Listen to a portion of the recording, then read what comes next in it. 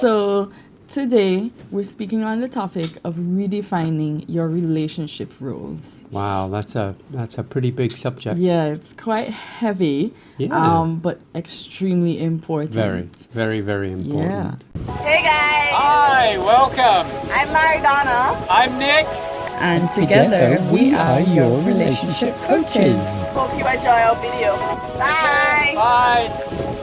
So when we talk about, or when we say redefining relationship roles, what we're actually talking about is the fact that you would have been brought up within a family with specific roles that each person had, and you're now moving into your own relationship, or you're now starting your own relationship, and it's now your opportunity to redefine the roles that each person has. Yeah, because everything has, society has changed, times have changed. What were the expectations of sort Yeah. of when my mother and father were bringing me up, and when your mother was bringing you up as well? Even then, even in the last 10, 15 years, things have changed quite drastically.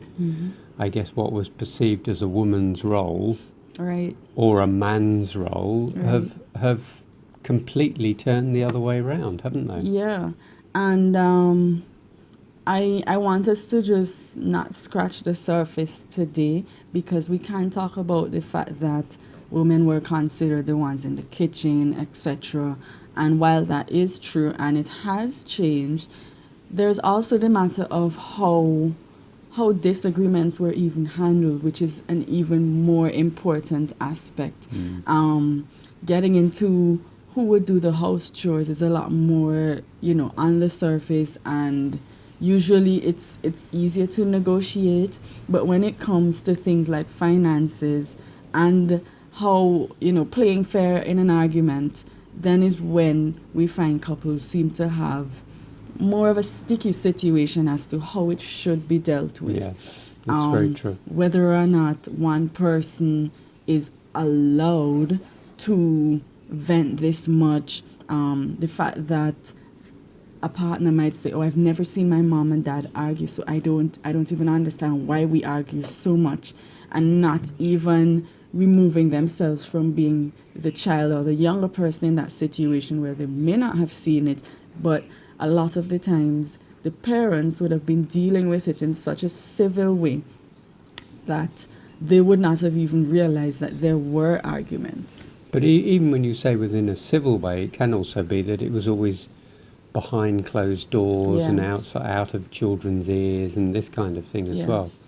I think these if I look back at my parents, no, I don't think they particularly argued, but I know that, even a child knows when there is tension, they know when something is going on. Yeah. But how do you think the roles have changed then in sort of since your childhood? So when I was growing up, I grew up with an extended family, and everybody chipped in to do literally everything. From paying bills to disciplining me. Yeah, because sometimes that role always used to Yeah. fall to one parent, didn't it? Yeah, and in my situation, I grew up with aunts and uncles, my mom, and my grandparents. I had a fat household. So you had a lot of people to I do had a the lot disciplining. of people.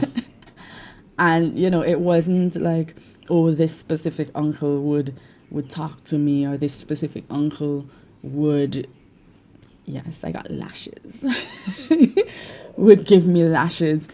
But it was just shared among everyone, and I really, it was a fun household for me. And yeah, there was like a specific uncle who I would be like, oh my gosh, I really don't want him to hear about this, because he would give me a strong talking to, or the other one would give me a strong talking to and then give me lashes, So it was good in that way to be exposed to so many personalities and understand that everyone had a contribution to make. It was possible for everyone to make a contribution, and each contribution was valuable. Yeah. That's interesting. I think, when you look at what's happening now with couples as well, you know, like you say, the times have changed so much that we have to look at what can cause issues Yeah. within the relationship now. Because if you have two people, you know, again, as we always say, you may be a couple, but you're not one. Right. And even as a couple, you act as one, you work as one, you try to be one to the outside world. But to your relationship, you're two different people, aren't Yeah. you? And then sometimes redefining those roles from going to being a single person to being two people in one relationship, you know, that can be very stressful sometimes. Yeah. Where, you know, for argument's sake, I have made all the decisions about where the money goes up until now, and now all of a sudden we have to start communicating about that further, about who's going to, you know, not necessarily who's going to be responsible for it, but who's going to drive that section forward or that part of the relationship forward. Yeah. So I think an important aspect of redefining the roles is understanding the expectations of yourself and your partner. So yeah, that's what I want us to discuss today, you know, the expectations that people usually come into relationships with. Is it that you expect your partner to be this, I don't know, handyman around the house who's always there to fix, and you know, all these different things? And is it that you would have had this type of rule created in your mind from your childhood and you're now imposing it onto your partner? Because remember, you would have met your partner outside of your home, you know, not within the home when he's fixing or not.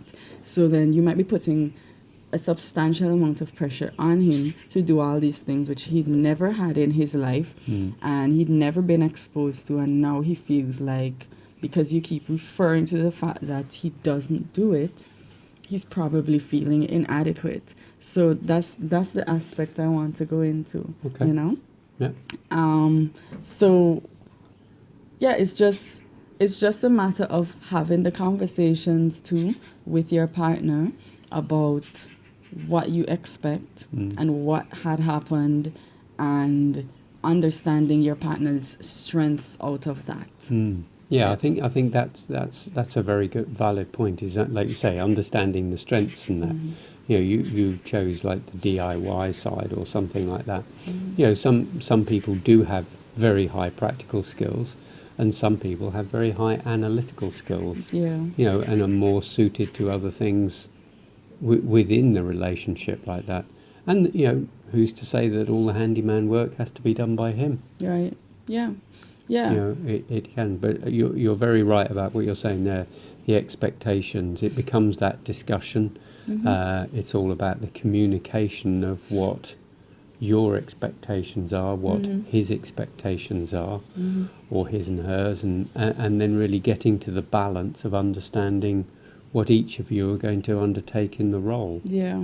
And then also, I think you also have to have the point where you can honestly turn around and say, this is beyond my capability. Either we need an expert, or we need, you know, or we need a shift somehow, and we need to move this thing that we need to have done or doing into a different realm where it can be looked after by somebody else. Yeah.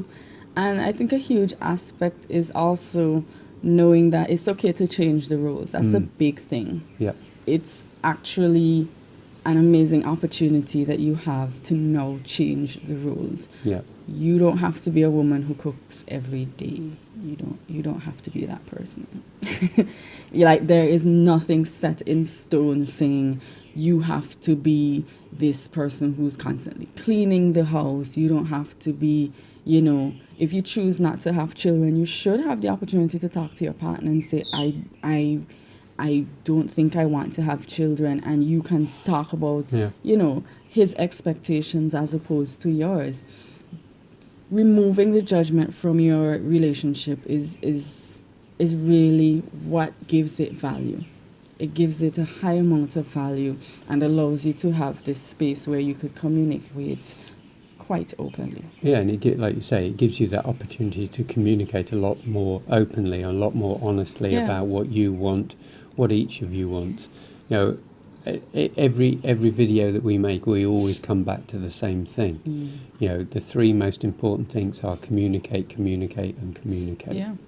And this is a golden opportunity for you to sit down, talk about these kind of things, and you know these are things you should be talking about almost not necessarily early in a relationship, but you know, reasonably. Yeah, reasonably soon. Don't wait till the day before the wedding to then suddenly bring up, I want to have 5 children. Yeah. I know you said you didn't, but can we change that? Yeah. You know, that's a bit late. Yeah.